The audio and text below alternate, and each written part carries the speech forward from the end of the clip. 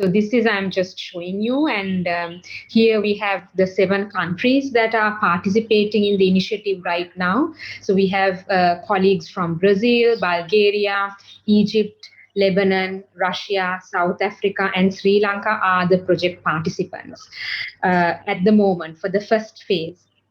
So the initiative started off as a discussion between some activists in the field of memory and discussing how can we make memory interesting to people and history interesting to people and visually appealing, and also to investigate can art be a way of understanding history, and can it be helpful for educators, etc. So this was the initiative, and I would now like to actually take you through a little bit more our conceptual background of uh, the thing called art of witness.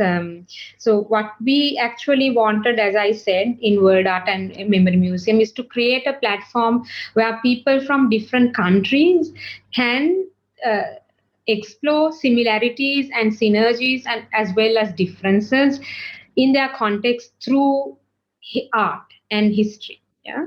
And when we were trying to conceptualize how did art come to talk about difficult topics, we found this as a very important painting from art historical perspective that went into. Now, if you look at the main history of art as it is taught in universities and schools around the world, we know that the Western tradition has what you call historical paintings.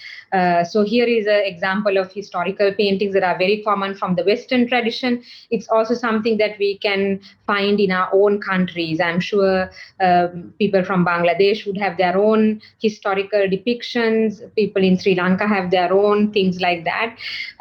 But this is an example of how art has often dealt with history. So what you can see here is that the victors are the most powerful, victims are there. There's a clear hierarchy. It's all about the heroes and battles, etc. And this was something that was really departing from that, which happened in 1814, when you see for the first time in the Western tradition the face of the victim, and victim is the most important person. You see an act that is not presented as a glorified event, or there are no heroes in this painting. So this is how art or mainstream art or historical art departed from just depicting glorious historical past to capturing actually the atrocities and difficult histories of the modern reality. This is from a painter called Goya, who lived in Spain. And this painting was such a turning point that it was then taken by modern artists like Picasso, and this led to what we today call modern art trend, which started dealing with actual realities and atrocities and topics that we would usually don't like. So now I'm going to present to you some work from artists in our countries. I will not present all the 7 countries because I don't have the time. So one of the approaches that most of the artists that are being presented at the World Art Museum is called direct witness.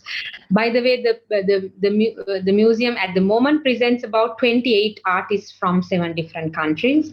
So direct witness, how artists bear direct witness, we can see it everywhere. I'm now going to share you an example from an artist from Egypt. So this is an artist called Hossam Dirar, who is a contemporary artist, and this is how he captured the Egyptian revolution, which happened in 2011. 10 years ago, actually. So he says, like, Egyptian Revolution 2011, Tahrir Square, Cairo. I was a personally witness of the revolution, and I took pictures of what was happening around me. to be able to represent it later.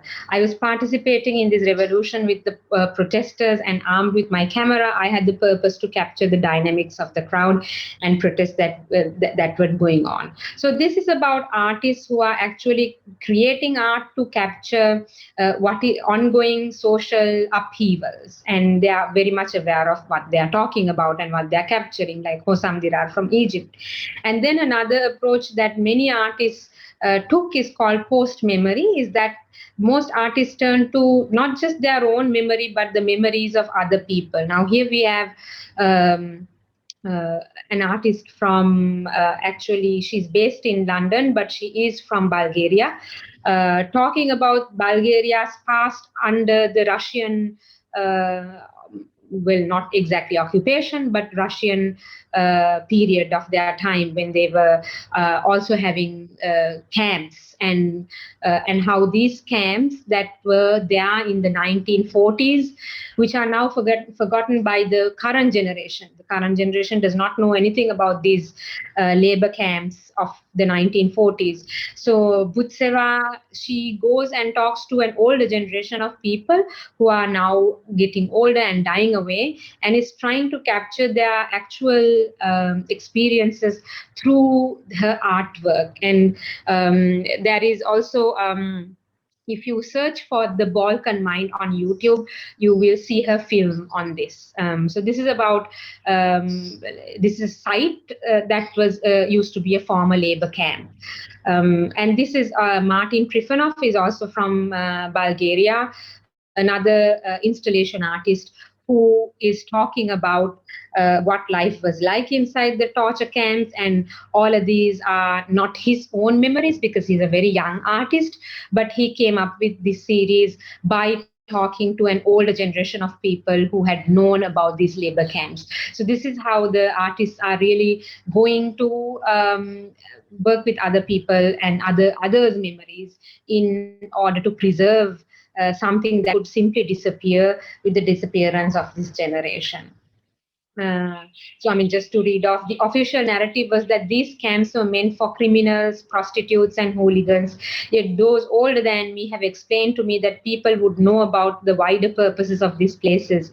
From a contemporary perspective, this perception of the regime is blurred when it comes to young people like me, and there is a widespread understanding that everything was better in the past, and it was just a holiday in the seaside. So this is how Trifonov is trying to capture or challenge popular perceptions that his generation is carrying, as opposed to the earlier generations who would have actually lived through or known a different perspective of some of the horrors that were happening at that time. Then we also have a lot of artists that work from personal memory. I'm going to present an example from Colombo, Sri Lanka. Hanusha Somasundaram is an artist from the plantation community, which is one of the most marginalized communities. And she's talking about how a woman's story, a woman who is a tea plucker in the plantation, what her daily life is like, especially if you are a mother or a pregnant woman, or how you still had to work. So she is working from her own personal childhood memories, and she's drawing things from her own background, like play sips, the tea. So now she's working with used tea bags because her whole subject area is about the plight of the tea plantation workers who are not very talked about in Sri Lanka, although Ceylon tea is a very popular brand world over. So that is Hanusha Somasundaram. And then we also have Sanadanan from northern Sri Lanka, who works it from his own personal memory of the war that was raging in Sri Lanka for the 30 years until 2009. And this is how he creates memory maps or maps of places that he used to know that were basically getting destroyed by the bombing and the war efforts that were going on. This is an artist from Russia who is actually on the same age as Somasundaram from Sri Lanka. and he is about living in exile in about Chechnya. So he's Chechnyan, and the experience of a Chechnyan art people who were exiled during the Chechnyan War. This is about him following his grandmother after 70 years of displacement, going back to the Chechen homeland. So he follows his grandmother and captures that as a video film, which will be available on our website, etc. So this is an Russian artist, Aslan Gaisumov. And then there is collective memory, who really go out, transcend their own personal memory, but work from the memory of the community. And their act of art actually becomes, actually challenges the popular perception of art, but becomes more oral history documentation. So this is an artwork called Cabinet of Resistance, done by T. Sanathanan from Jaffna, where he basically collected stories of people displaced, and organized that as like a catalog. And that in itself was a work of art. So this is also again Aslan. Very similarly, he invited old generation of who were displaced from Chechnya due to the Chechen War, and got them to record their stories. And so very similar to Sanatan, and you can see how artists in Russia also adopt a very similar methods. And then we also have an area called active dissidence. This is not so much seen in everywhere, but very different form. Actually, this artist we are not no longer even showcasing, because we are unable to sort of contact him because he is in jail at the moment. So this is a Russian artist called Pavlensky, very controversial artist. He takes art creation to another extreme by doing actions which are very, very provocative and difficult, like sewing his own lips to talk about how restrained and curtailed freedom is for an artist in Russia under the current regime. And he was exiled from Russia because of his acts. And then he was exiled to Paris. And in Paris also he continued his dissident and radical protests by actually setting fire to the Bank of Paris, Bank of France. So this is where artists have taken it to another level of extreme action, and a lot of people are uncomfortable with it. But we found that this is also one of the things that artists usually do. Artists love to provocate, although not as seen in the extreme example of Pavlensky. So for this act, Pavlensky was taken into the custody, and at the moment he is in prison. But he used that the media exposure that he got through the whole arrest procedure and the court case to highlight issues of capitalism and the plight of the migrant, or the exile, etc.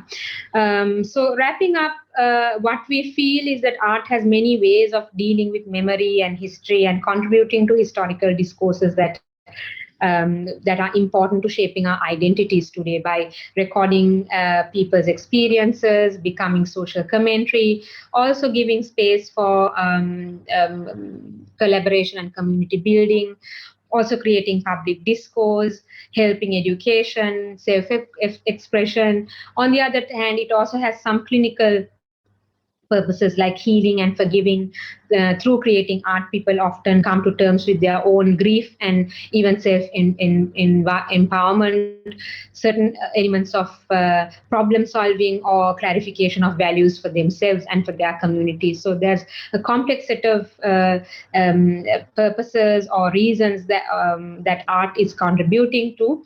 And in the end, I would just like to wrap up by saying art records emotions, focuses on critical attention on historical atrocities, help us face rather than repress the past, foreground what may consign to the oblivion in cause for normalization and unity, responds to the suffering of others, takes responsibility for the truth of a traumatic occurrence, and remain watchful over the present and future reappearances of elements.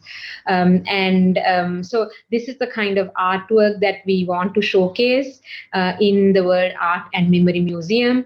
And by showcasing different artists from different contexts, we hope that it will facilitate a dialogue which is cross-border and help the visitor to understand how the similarities in different contexts in dealing with history and memory. I think I will stop there. Thank you. Thank you, Hasini. That was perfect timing and that was a really interesting presentation. So thank you. So we'll go to the second presentation. This will be by Nadine Panyasingham. She's a researcher at the International Center for Ethnic Studies, Sri Lanka, and she's involved in research related to interreligious relations and conflict, gender and disability, and nationalism and minority identity politics. Her work also involves promoting use of the arts for reconciliation and social change. Nadine has an academic background in English literature, linguistics, and law. Nadine will be presenting the Museum of Memory and Coexistence. Over to you, Nadine. Thank you, Vyanga. And once again, thank you to the Liberation War Museum for organizing this conference and for inviting ICS to organize a panel. I'm not going to use a PowerPoint presentation, but I will later take you through ICES's digital museum, which is the Museum of Memory and Coexistence, which I'll be presenting to you today. The Museum of Memory and Coexistence is something that ICES has been working on over the past 6 years, and I, including Hasini and several others, have been part of its design and development process. So I thought I would take you through maybe two very important questions that we were asked during the design and conceptualization stages, and questions that we also had to ask ourselves in designing this website or online museum, which is why a museum of memory and coexistence? And the second question is why a digital museum? Especially the second question, which made us think, made us have to think quite a bit about why we were designing a digital platform. So to give you a brief introduction to what the Museum of Memory and Coexistence, or MOMEC as we call it, is MOMEC is a digital platform that aims to celebrate diversity and coexistence and archive loss, personal trauma, and victimization. It is intended as a space for artists, educators, and civil society to interact and engage with the past, the present, and to reimagine a better future. It also seeks to promote social healing, as Hasini also mentioned earlier, among groups that experienced loss during the previous conflicts, and provide shared and creative spaces for talking about a shared future and non-recurrence. So, when asking the question why a museum of memory and coexistence, ICES views memorializing loss and celebration of diversity as key components of the transitional justice process in Sri Lanka. And in a post-conflict setting, museums can play a very important role in national reconciliation and healing. As you know, they can shock, they can instruct, and they can also help people to engage with a variety of human experiences in a collective and individual manner, and also in a very non-threatening space. It can also facilitate communication across social groups and value systems. Sri Lanka has, just to give you a context, the context in which the Museum of Memory and Coexistence was conceived and designed is the post-war context, where Sri Lanka was going through the transitional justice process, and where the state did not show any interest in memorializing loss or celebrating diversity. And one aspect that I would like to highlight of the Museum of Memory and Coexistence, that it is not merely highlighting loss and trauma faced during the war, but it also deals with a much longer history of Sri Lanka's history of cultural confluence, of diversity, of ethnic, religious, and linguistic diversity, and the shared practices and rituals that are present in Sri Lanka. So there was also this need for a dialogue or a new discourse on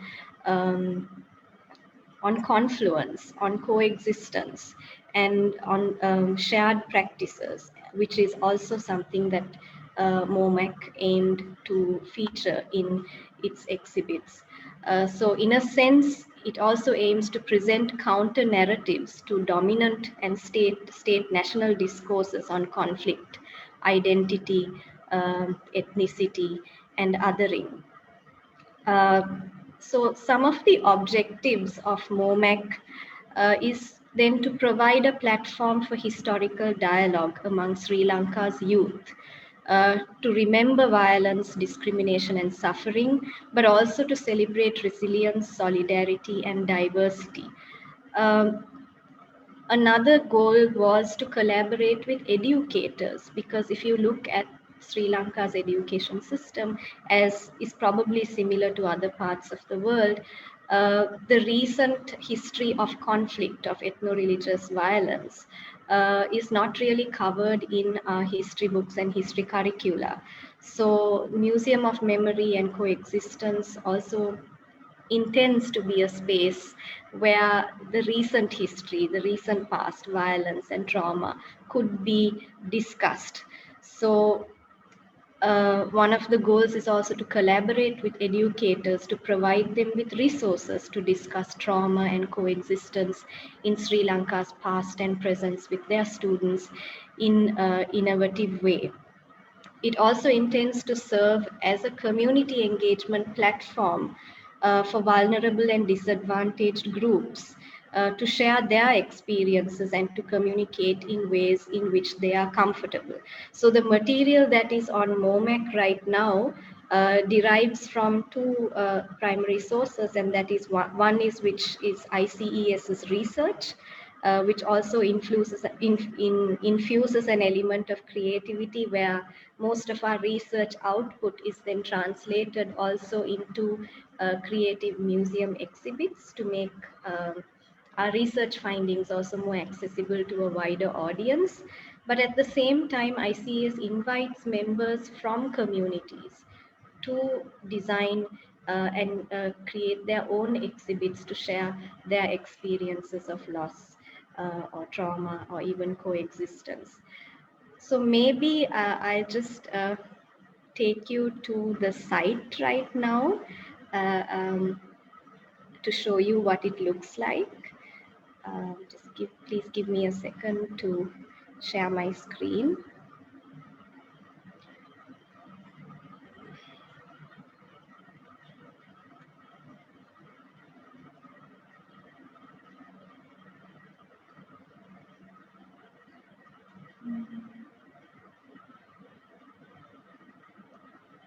Sorry.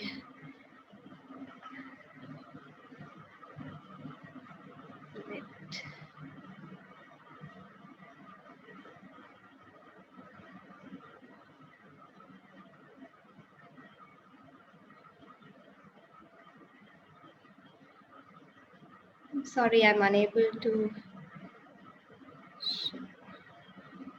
Okay. So I hope you can see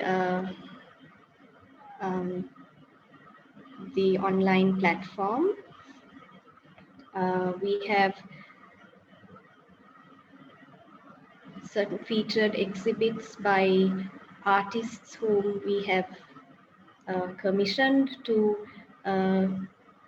curate and exhibits on the themes of home and belonging, of cultural confluence, and also it is also a multimodal site.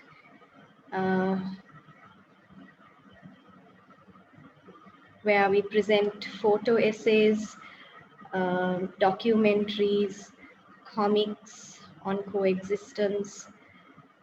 So just to give you an example, and I welcome you to visit the site leisurely and maybe take a look at some of the exhibits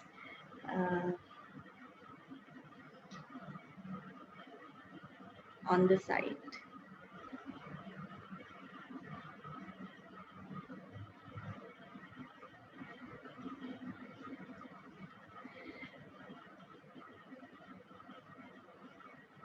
So I'd like to also discuss maybe the second question as to why we chose a digital platform as opposed to a physical space for a museum of memory and coexistence. Yes, there is ease of access to a digital platform and it has a much larger reach than a physical space. But the ultimate goal is to have a physical museum of memory and coexistence. And this digital platform is just the first step towards that. And in designing this digital platform, we also see MOMAC as an archive space, a space to archive the work of ICES, which can then be transitioned into physical exhibits in the future. So I'd like to stop there with just presenting the site to you, and I'm happy to answer any questions that you might have later on. Thank you. Thank you, Nadine. That was a very nice presentation. I would like to ask the participants now to share your questions in the Q&A box, and we can take them one by one if you send your questions our way. Until then, I would like to ask a question from the presenters. I think this the whole aspect of digital part of it is really important, especially during a time of crisis, a time of pandemic where people can't go out, people can't gather. So can you explain maybe how digital platforms can make museums more accessible to people?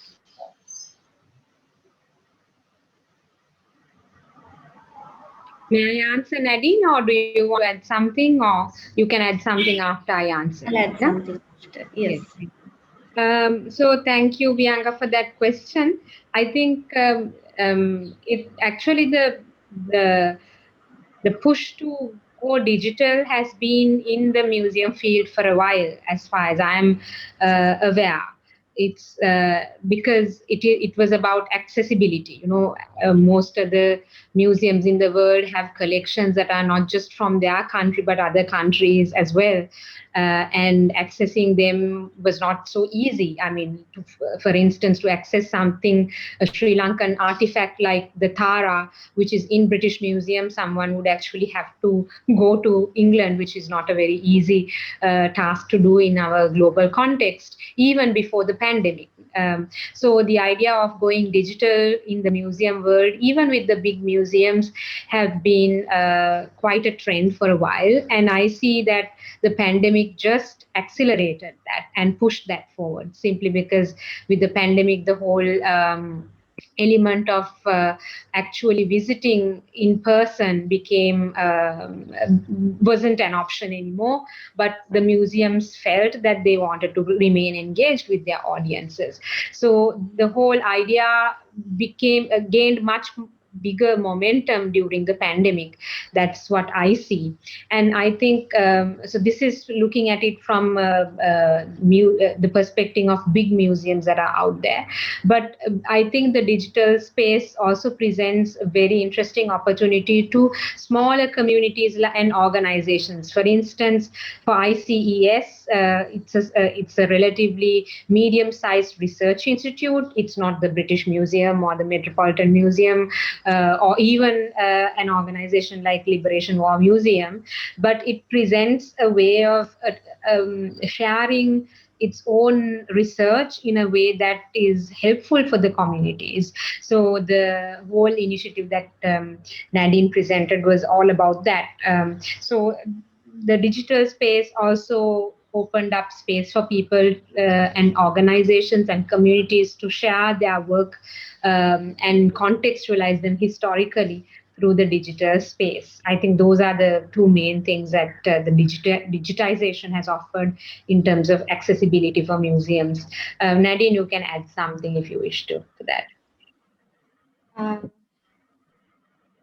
No, I don't really have anything to add to that, but then there's a new question here. I think maybe I could answer. Yes, shall I read out the question? So this is from Hasibul Haq Imam. How is the recent time experience about this digital museum concept?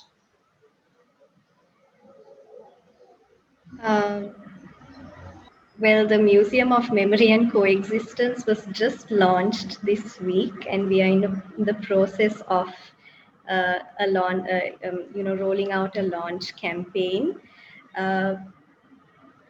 But to answer your question, from the artist's perspective or from those who contributed exhibits to the museum, launching something digitally is also an opportunity for them to get more visibility for the issues that they are, that they are supporting. For example, on the issue of land ownership and forced evacuations. We have one exhibit on that. The artists are also using the digital platform, the museum as a platform to kind of further their personal activism as well. So that is one example that I can give you from recent experience of just launching the site. But I don't know whether Hasini has anything more to add.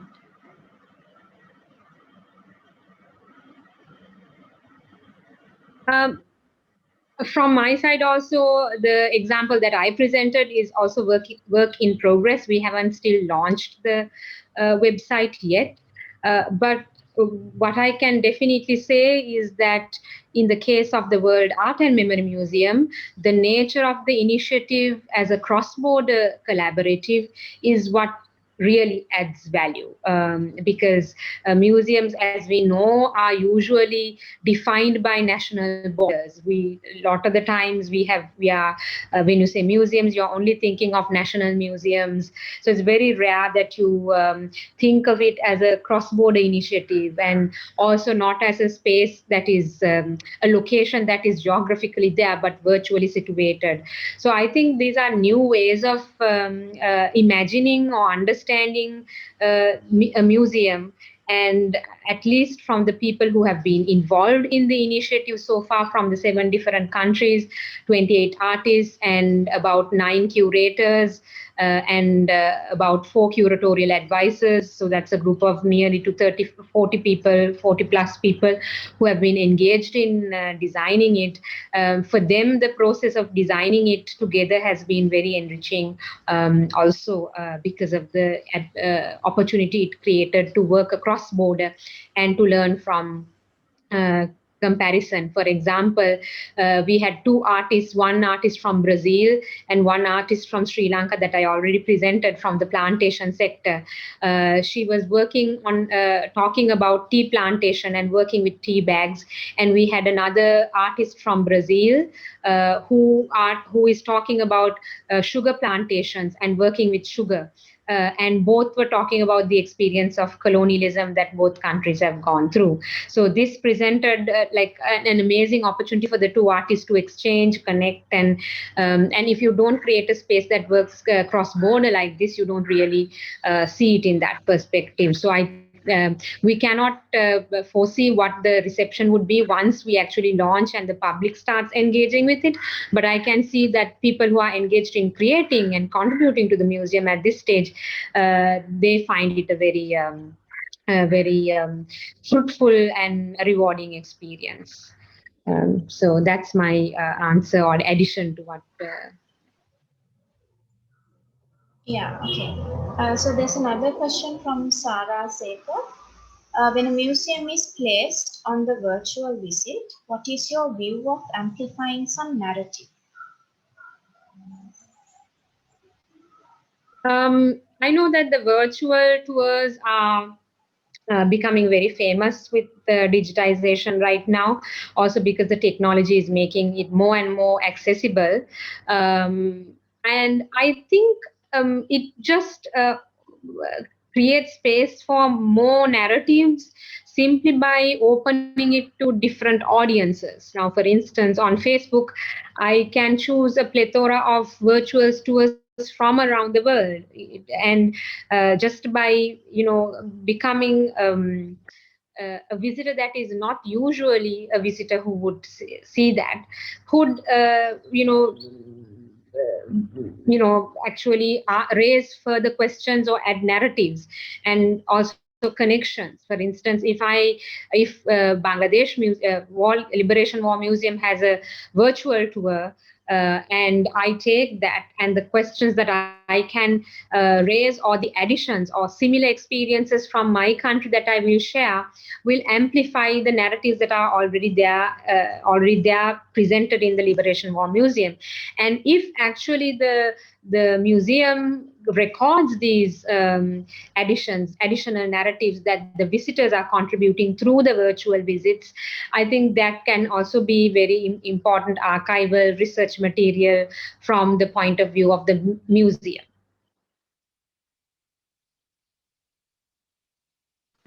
And I also think a digital platform is ideal for archiving, visitors' responses, where could also encourage building on existing exhibits through comments and through discussion threads, which is something that a digital platform also affords. So, yeah, just to add. Thanks. There's another question. How the museums can ensure safety during pandemic, also especially protecting exhibits against art theft.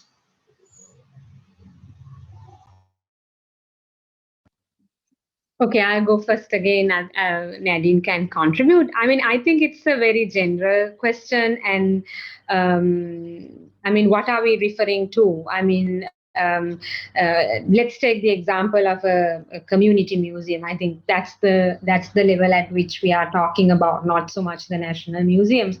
Even national museums are not immune to this issue. Like we have an example from Sri Lanka where the National Museum of Colombo experienced thefts, and it was very high. It was very controversial, and we still never really addressed that issue properly because we couldn't. So even national museums. Go through this situation, especially in highly politicized situations. But if we are really talking about at a community level and community museums that are small and which cannot afford high security systems or high security situations, I think one of the most interesting ways of ensuring protection is by being more and more embedded in that community in itself. For instance, whether it's a museum or a heritage site, the more the community that it is located in takes ownership of that space, the more protected it is naturally. Because the people who are around it really take care. I mean, it is not a foolproof method, but there is a layer of ownership and protection that comes from being closely related to community. So I think one of the ways in which small museums can increase their a safety is by really inviting or closely engaging with their community and giving a certain amount of ownership to the community and making them really value it and see it as their own work, so that they take responsibility of guarding it as well. Yes.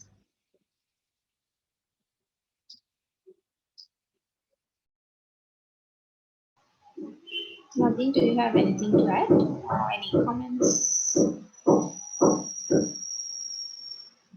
So we don't have any more questions. Do you two have anything to add, maybe?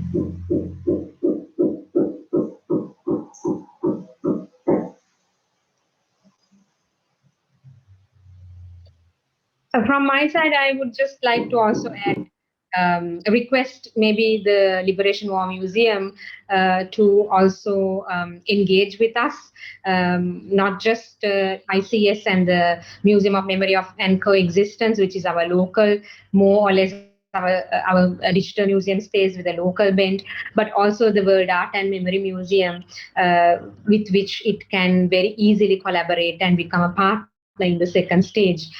Because at the moment, Sri Lanka is the only South Asian country that is represented there, and we would very much like to open it up to other South Asian countries.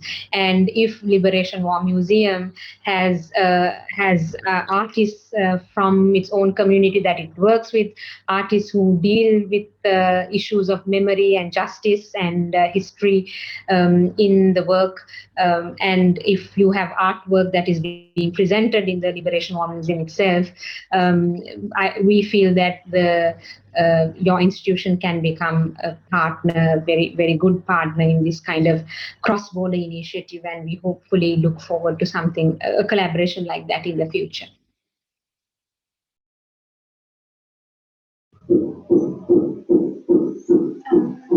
Okay, so I think if there aren't any more questions, maybe we can close the session. Would that be okay?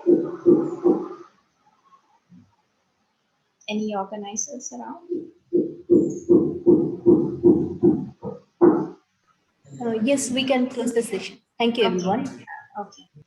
I'd like to thank again the Liberation War Museum for giving us this opportunity. Thanks also the organizers, volunteers, and our two presenters. So thank you everyone, and have a wonderful day.